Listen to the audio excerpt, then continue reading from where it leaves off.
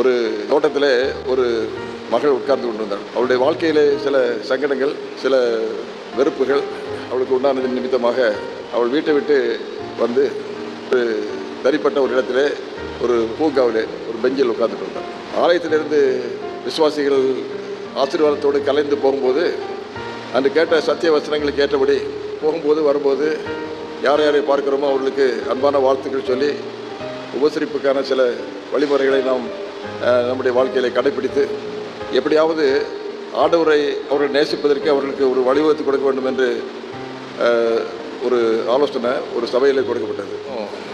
அந்த சபையில் ஆராதனை முடித்து வீட்டுக்கு போகும்போது அம்மா நின்று அந்த பிள்ளைகிட்ட பேச்சு கொடுத்து அவங்களுக்கு ஒரு அன்பாக ஒரு சின்ன உபசரிப்பை அவர் செய்யணும்னு பேசுகிற போது இந்த பெண் சொன்னது, நீங்கள் வந்தது தேவதூதனை பார்த்தது மாதிரி இருக்குது.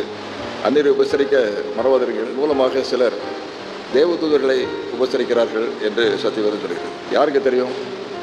அன்றாட வாழ்க்கையில் நம்மை குறுக்கிடுகிற நாம் சந்திக்கிற சாதாரணமான தேவை மிகுந்த நிர்பந்தமான சூழ்நிலையில் இருக்கக்கூடிய எத்தனையோ பேர்கள் இருக்கிறார்கள். எதிர்பட்டு அவர்களை சந்திக்கக்கூடிய நேரமாக இருந்தாலும் சரி, நம்முடைய வீடு வாசல்களில் வந்து அவர்கள் நிற்கிற நேரமாக இருந்தாலும் சரி, அல்லது நாம் தீர்மானம் செய்து வீடுகளை சந்திப்பதற்கோ அல்லது வீடுகளிலே ஆண்டவருக்கு சாட்சியாக நாம் ஊழியம் செய்ய வேண்டும் என்று புறப்படும் நேரங்களில் ஏற்பட்ட எத்தனையோ மக்களை நாம் சந்திக்கக்கூடிய வாய்ப்பு நமக்கு இருக்கிறது. இந்த நேரங்களிலே நாம் உபசரிப்பும் தன்மையுடையவர்களாக இருக்க வேண்டும் என்று சத்தியவேதம் சொல்கிறது.